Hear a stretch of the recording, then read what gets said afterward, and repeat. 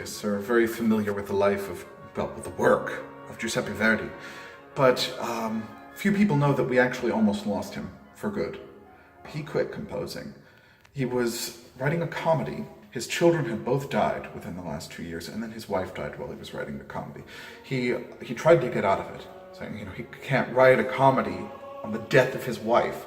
And they wouldn't let him out of the contract, and they made him keep writing it. Apparently, it flopped magnificently.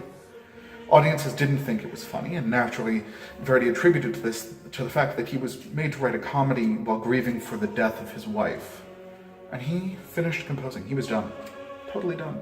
This was before he'd written his masterpieces, by the way. Thankfully for history, he was given the libretto for Nabucco, which he rejected, and threw it violently onto the table, where it fell open on Pensiero.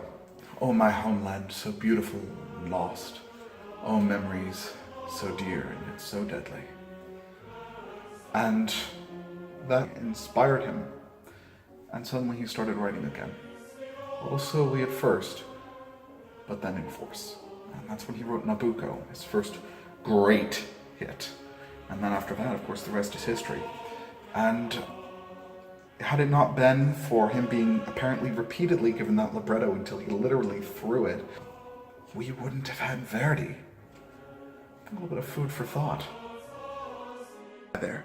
Be sure to like and subscribe for more of the fantastical stories that history is full of. There are going to be more, and they're all, every one of them, going to be completely awesome. See you then.